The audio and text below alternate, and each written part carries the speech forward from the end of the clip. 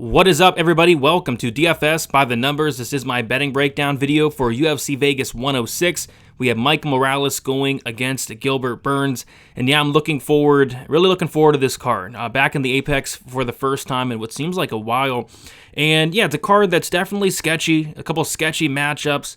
A couple fighters with some red flags, some narrative issues that we'll touch on. But yeah, I think it's an interesting card. It's a card that I'm keeping light. It's a card that I'm keeping kind of short and sweet, and looking to hopefully do well. I typically do well on these Apex cards. Got the smaller cage, hoping for some violence.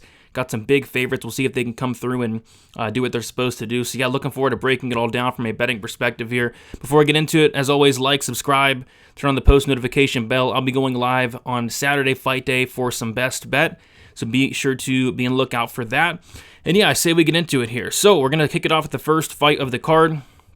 We have Tisha Pennington going against Luana Pinheiro. We got Pennington minus 355, Pinheiro plus 280. Pretty easy pass for me to kick off the card. I think Pennington by decision is the most likely scenario, but that's like minus 225, 200. And I think, if anything, maybe the Luana Pinheiro plus 3.5 point spread, thinking maybe she can go out there and, you know, take a round off of Tisha. But even then, that's not something I'm too confident in. So I'm fine with passing. I think Pennington gets it done. But Tisha Pennington is a fighter you just don't really want to lay this price tag on against anybody. Next, we got Hung Sung Park going against Carlos Hernandez. Yeah, kind of the same thing. I think Park probably wins, probably should be favored just due to the fact that he's the much more dangerous fighter. I actually think Park's pretty good. Very slick grappling when he chooses to go to it, but in a lot of fights, he doesn't really choose to go to that grappling. Like, even in his fight against Sung Guk Choi, it took like the third round for him to go out there and grapple. And once he did, he looked really good doing it. But against Shannon Ross, didn't even bother shooting a takedown, and maybe there was a reason for that. But yeah, I think it's going to be a competitive fight. Like, Carlos Hernandez, he's not bad, but he's also like not great anywhere. So I think another maybe plus 3.5 point spread for Carlos Hernandez. Nothing here for me, but that's kind of what I would play if I were to play it there. Like the plus 3.5, thinking Carlos Hernandez can win one round. Next, we got Denise Gomes going against Elise Reed. This is where my action starts for the card. I have 1.25 units on Denise Gomes to win inside the distance at plus 170. And yeah, I talked about it on my prediction video that came out on Wednesday, and there's a big gaping hole. There's a big gaping hole in the game of Elise Reed, and that big gaping hole is just on the ground. I mean, she has 4 losses, right? All 4 of those losses have came on the ground, whether it's a TKO via, Sam Hughes, 3rd round, Ciara Eubanks, 1st round. Like, Ciara Eubanks isn't finishing anybody. I don't care how much bigger she is than Reed. She's not finishing anybody. And then she got submitted by Loma Lukabunmi, right? I mean, that tells you everything you need to know. So there's a huge gaping hole in the game of Elise Reed, and I just feel like Gomes is going to come out here, and I think she's going to fill that hole and fill it very violently. So I like Gomes here. I just took the inside the distance. My prediction's a sub, but at the same time, Denise has no subs on her record. She has attempted multiple in the UFC. She's been close. She hasn't got one yet. I actually bet the Denise Gomes by submission at plus 2,000 in her fight against Eduardo Mara. Very close, a guillotine attempt in the 1st round. I thought she was going to get it. And now they're giving us just a trash price on the sub, plus 500. I would not take that. I would just take the inside the distance, because it could be a grounded pound TKO, and it could also be a sub. Denise Gomes is probably even like the most dangerous fighter that Reed's fought. Like, she's much more dangerous than Loma Lukabunmi for sure, Sam Hughes for sure, like Ciara Eubanks. Like, this is going to be probably the most dangerous fighter that Elise Reed's fought. And Reed's been finished 4 times. So, yeah, Denise Gomes inside the distance, it just makes a lot of sense to me. Next, we got Luana Santos going against Tainara Lisboa. Yeah, this is a pass. There's some red flags on the Lisboa side. We haven't seen her in a while. She's coming off of a pretty brutal injury, some surgery, and she's now 34 years old at this point. And I don't know. I mean, I think it's a fight where I wouldn't really want to be laying minus 160 on Santos, but at the same time, like, we don't know a ton still about Lisboa, I feel like. Like, she went life and death against Ravena Oliveira. If I didn't see that Oliveira fight, I probably would be betting Lisboa here, but she looked good against Jessica Rose Clark, but that's not telling you much at all. So I'm just not really sure, where Lisboa's at, how good she really is, and we just haven't seen her in a while, and it's not like she's going to make a ton of improvements at 34 years old with a gruesome injury. So, yeah, big giant pass, dogger pass, but I can't fathom putting any money on this fight, but we'll see.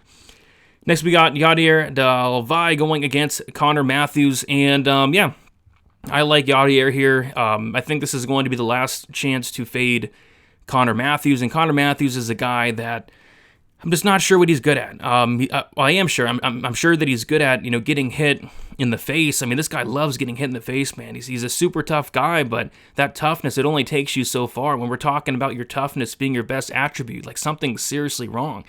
I don't think he's going to wrestle Delvi. If he does, he's probably getting subbed. He's not going to outstrike Delvi. This should be Delvi. This should be Delvi all day. And the line does indicate that, right? He's minus 550. But I took the inside the distance for Yadier Delvi. 1 unit plus 145. The only reason I didn't go heavier on it is because 2 reasons. This is a featherweight fight. In featherweight fights, for whatever reason, they typically go the distance somehow. And Connor Matthews, like I said, he's tough. Like, that's the only good thing I can say about Matthews is he's tough. So I either think it's going to be like a 30-25 beatdown, 30-26 beatdown for Delvi, or the ref is going to stop the fight. I guess it all depends on who the ref is, right? If it's Jason Herzog, this fight probably does go to decision, and Matthews might need stretchered out of there. But if there's a competent ref that will, care for the fighter's safety, I think they will stop the fight here. Give me Delvi inside the distance. I wouldn't mess around with the knockout or sub. I'm leaning, I guess, knockout, but Delvi goes for like a ton of subs in all of his fights. He'll jump the gilly. He'll go for that gilly like every opportunity he can get. So it could be knockout, could be sub. Just give me the inside the distance, 1 unit, plus 145. Next, we got Jared Gordon going against Thiago Moises.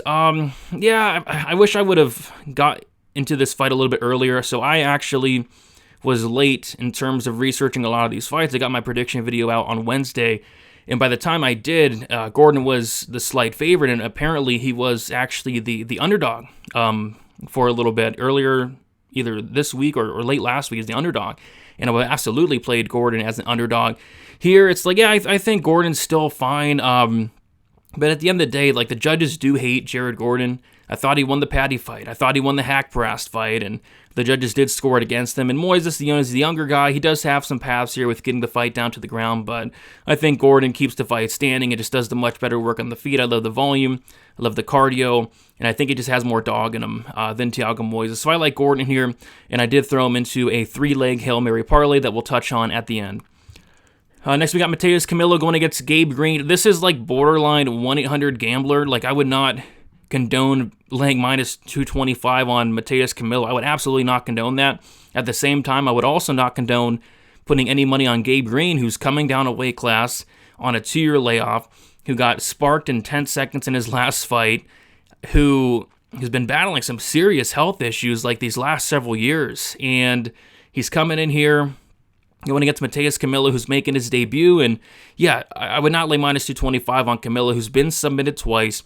And he doesn't look to have the best cardio. He doesn't look to have the best submission defense. Like, some of these submission losses, like he's tapping like right away, getting put into bad spots. And Gabe Green is a solid grappler who does have some submissions on his record. So I think a Green sub could be in play here. And I also think Camilo knockout is probably the most likely scenario, right? Like, Gabe Green, he blocks punches with his face. He is a tough guy, but I think he's very chinny. We've seen him hurt in a lot of fights. He's been knocked out 3 times, Gabe Green. And like I said, he's coming down a weight class, battling a ton of health issues. I think Camilo by knockout's the most likely scenario. What I did here, I just put 1.5 units on the fight doesn't go to decision, minus 150.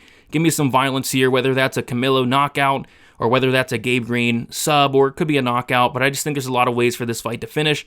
I think it's going to be a car crash. Both guys want to come forward. Both guys want to land hard. I like some violence in this one. Give me the fight doesn't go to decision. Next, we got Mel Costa going against Julian Rosa. Yes, speaking of violence here, I like violence here in this one. I think the fight doesn't go at minus 205. Minus 210's a pretty solid parlay piece this week.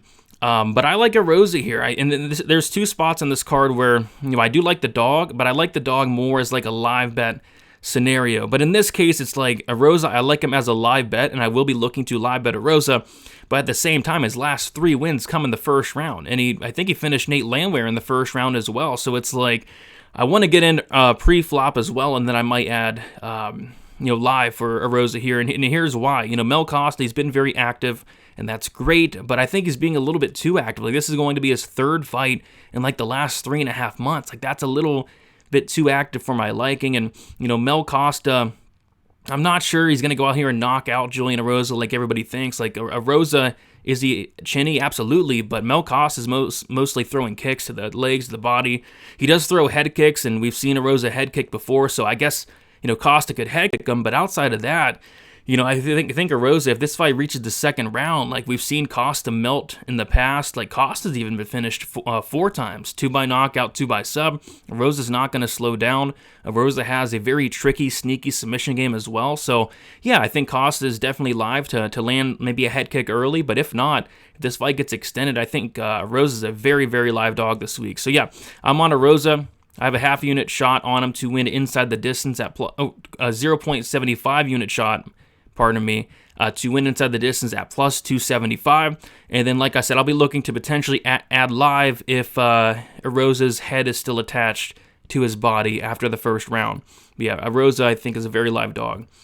Next, we have Sultan Rizov going against Dustin Stoultz. Speaking of live dog, it's kind of the same thing here. I think Dustin Stoultz is a live dog with the path, with the chance here to win, as long as he comes in here with the right game plan, and that game plan would be getting the fight down to the ground. Rizov, I think this guy, like, he's okay. I just feel like we haven't learned a ton about him. What we do know about Rizov is he's huge for the division, 6'5", and he has a lot of power. Outside of being huge and having power, like, what is he really good at? Does he throw a lot of volume? No, not at all. Does he have good takedown defense? Absolutely not. Guys are taking him down with little to no resistance in and outside the UFC. Does he have the best cardio? I don't really think so. So yeah, I think Rizov, if you like him, just play the KO1, maybe KO1 too. But if this fight gets to the second round, if Stoultz is able to get on top, wear on Rizov a little bit, get this fight extended a little bit, I think Stoultz is a very live dog. So this is another spot where I'll be looking to potentially live bet Stoultz, as long as his head is still attached to his body, and I'm fully aware he could get absolutely sparked in the first round. But I put a half unit shot on Stoultz at plus 250, and like I said, I'll be looking to potentially add live if this fight gets a little bit extended there. But yeah, I only went a half unit because, like I said, I'm fully aware that Stoultz blocks punches with his face. I don't want to say he's chinny, but I mean, he's very hittable, and Rizov, he does have that power. So yeah, Rizov KO1 wouldn't shock me, but I took the half unit dog shot on Dustin Stoultz here at plus 250. I think he's a lot of paths. Santos going against Sadique Yousef. Yeah, so this is another kind of a fight where I don't think I'd really touch the money lines on either. Like, Santos, this guy's coming off of one of the biggest robberies I think I've ever seen in my entire life, where he clearly lost to Francis Marshall. And Sadique Yousef is coming off of a layoff. He's been battling like a ton of health issues. He was talking about it on media day. Something going on with like his neck or his back, or it just sounded bad.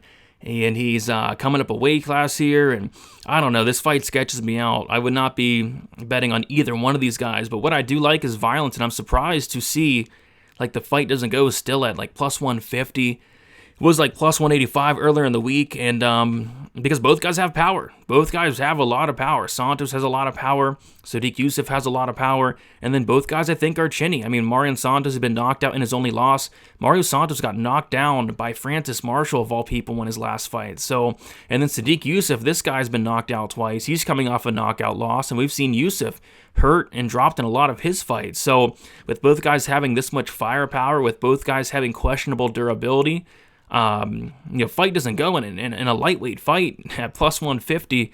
I think it's a great spot. So what I did was I put a unit on the fight ends by knockout, though, at plus 220, because Yousef has one sub. It was against Don Shameless Shanus. Outside of that, it's all knockouts. Marion Santos has all knockouts, and then neither guy's been subbed, but both these guys have been knocked out. 3 of their 5 losses do come by knockout. So I bet the fight ends by knockout, plus 120 or plus 220 for one unit there. And I think fight doesn't go at plus 150 is also a pretty good look for this fight. Next, we got Rodolfo Bellato going against Paul Craig. It's a pass for me. They're all over it. I mean, it's a Craig fight. Fight doesn't go to decision. Minus 600, no thank you. Rodolfo Bellato, minus 600, no thank you. They're kind of forcing you to play the Paul Craig props, which, sprinkle him if you're looking for like a little sprinkle that has a shot, because Paul Craig always has a shot, but I'm just going to pass here. Like, even the over-under is set at 1.5. The under 1.5 is juiced, which kind of surprises me.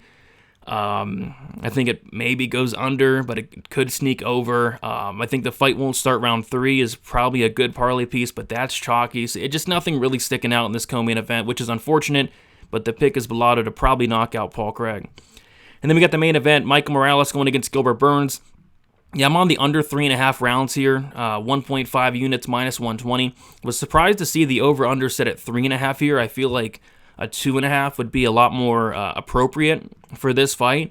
And yeah, I think Morales is getting Burns at the right time. Burns, 38 years old, coming off a brutal knockout loss. I've always questioned the chin and cardio of Burns to begin with. Now he's getting up there in age. Michael Morales, he does hit hard, lots of power. Just a bad matchup for Burns. So yeah, I think Morales knocks out Burns within the first 15 minutes. But hey, if Burns is able to get the fight to the ground, like we know that Burns is a very high-level BJJ black belt, he can make some magic potentially happen on the ground. So yeah, I like the under 3.5 rounds, minus 120 for 1.5 units. All right, quick recap for UFC Vegas 106. I'm taking a half-unit shot on Dustin Stoultz at plus 250. And like I said, I'll be looking to potentially add live. We'll see how it's going. And then Julian Rosa to win inside the distance, 0.75 units plus 275, another potential live bet spot, as long as he does not get knocked out brutally in the first round. And then I have the under 3.5 rounds in the main event, Burns Morales, 1.5 units minus 120. I have 1.5 units on the Mateus Camilo Gabe Green fight, doesn't go the distance, that's minus 150. I have 1.25 units on Denise Gomes to win inside the distance, plus 170. 1 unit on Yadier Delvi to win inside the distance, plus 145. The Yousef Santos fight ends by knockout, 1 unit plus 220. And then the Hail Mary parlay is a 3-leg parlay. Jared Gordon on the money line. Sadique, Yousef, Marion Santos fight doesn't go the distance. And then Julian Rosa, Mel Costa fight doesn't go the distance. Came out to plus 605 for a half unit on that. Best of luck, everybody. Really sketchy card. I'd be careful on this one. Hopefully the crooked, corrupt judges do their job. Hopefully the referees do their job. And hopefully everybody does their job and it's a good card. So yeah, guys, best of luck for UFC Vegas 106. And we'll talk to you guys soon. See you.